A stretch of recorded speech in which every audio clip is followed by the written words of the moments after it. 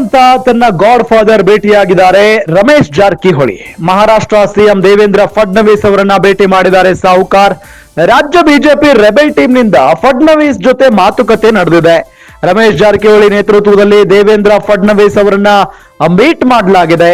ನಾಗಪುರದಲ್ಲಿ ದೇವೇಂದ್ರ ಫಡ್ನವೀಸ್ ಅವರನ್ನ ಭೇಟಿ ಮಾಡಿ ಸಮಾಲೋಚನೆಯನ್ನ ನಡೆಸಲಾಗಿದೆ. ರಮೇಶ್ ಜಾರಕಿಹೊಳಿ, ಶ್ರೀಮಂತ ಪಾಟೀಲ್, ಎನ್ಆರ್ ಸಂತೋಷ್ ಇಲ್ಲಿ ಹೋಗಿದ್ದಾರೆ ಮೀಟ್ ಮಾಡಕ್ಕೆ. ಇನ್ನು ಫಡ್ನವೀಸ್ ಜೊತೆ ಆತ್ಮೀಯ ನಂಟು ಹೊಂದಿದ್ದಾರೆ ರಮೇಶ್ ಜಾರಕಿಹೊಳಿ. ರಾಜ್ಯ ಬಿಜೆಪಿಯಲ್ಲಿ ನಡೀತಾ ಇರುವಂತಹ ಭಿನ್ನ ಬೆಳವಣಿಗೆಗಳ ಮಧ್ಯೆ ಮೀಟಿಂಗ್ ನಡೆದಿದೆ. ವಿಜೇಂದ್ರ ವಿರುದ್ಧ ತಿರುಗಿ ಬಿದ್ದಿರೋ ಶಾಸಕ ಯತ್ನಾಳ್ ಅಂಡ್ ಟೀಮ್ ಫಡ್ನವೀಸ್ ಮುಖೇನ ವಿರೋಧಿಗಳನ್ನ ಹಣಿಯೋದಕ್ಕೆ ರೆಬೆಲ್ ನಾಯಕರು ತಂತ್ರಗಾರಿಕೆಯನ್ನ ಮಾಡ್ತಾ ಇದ್ದಾರೆ.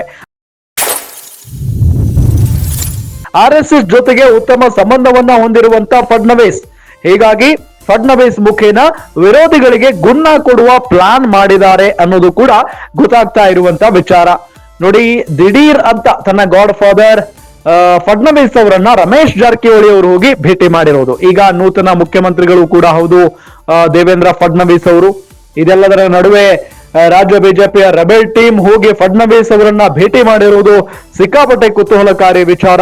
ನಿಮ್ಗೆಲ್ಲ ಗೊತ್ತೇ ಇದೆ, ರೆಬೆಲ್ ಟೀಮ್ ಅಂದ್ರೆ ಯತ್ನಾಳ್ ಅಂಡ್ ಟೀಮ್ ವಿಜೇಂದ್ರ ಅವರನ್ನ ರಾಜ್ಯಾಧ್ಯಕ್ಷ ಸ್ಥಾನದಿಂದ ಕೆಳಗಿಳಿಸುವುದಕ್ಕೆ ಬಹಳಷ್ಟು ಪ್ರಯತ್ನವನ್ನ ಪಡ್ತಾ ಇದೆ. ಇದೆಲ್ಲದರ ನಡುವೆ ಹೋಗಿ ಫಡ್ನವೀಸ್ ಅವರನ್ನ ಭೇಟಿ ಮಾಡಿರುವುದಿದೆಯಲ್ಲ, ಇದು ಸಿಕ್ಕಾಪಟ್ಟೆ ಕುತೂಹಲ ಕೆರಳಿಸಿರುವಂತ ವಿಚಾರ. ಹಾಗಾದ್ರೆ ಫಡ್ನವೀಸ್ ಅವರು ರಮೇಶ್ ಜಾರಕಿಹೊಳಿ ಅಂಡ್ ಟೀಮ್ಗೆ ಯಾವ ರೀತಿಯಾಗಿ ಸಹಾಯವನ್ನ ಮಾಡಬಲ್ಲರು, ಅವರಿಂದ ವಿಜೇಂದ್ರ ಅವರನ್ನ ಹಣಿಯೋದಕ್ಕೆ ಮುಂದಾಗ್ತಾ ಇದ್ದಾರೆ ರೆಬೆಲ್ ಟೀಮ್ ಅನ್ನೋದು ಗೊತ್ತಾಗ್ತಾ ಇರುವಂತ ವಿಚಾರ. ಆದ್ರೆ ಈಗ ರಮೇಶ್ ಜಾರಕಿಹೊಳಿ ಅವರನ್ನ ಕೇಳಿದ್ರೆ ಜಸ್ಟ್ ಈಗ ಮುಖ್ಯಮಂತ್ರಿ ಆಗಿದ್ದಾರೆ, ಹಾಗಾಗಿ ಒಂದು ವಿಶ್ ಮಾಡಕ್ ಹೋಗಿದ್ವಿ ಅನ್ನೋ ನಿಟ್ಟಿನಲ್ಲಿ ಜಾರ್ಕೊಂಡ್ ಬಿಡ್ತಾರೆ.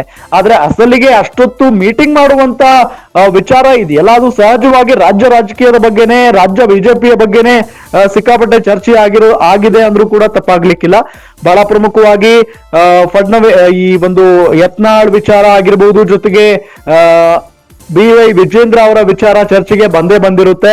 ಹಾಗಾಗಿನೇ ಮೊದಲೇ RSS ಗೆ ಬಹಳ ಹತ್ತಿರದವರು ಫಡ್ನವೀಸ್ ಅವರು.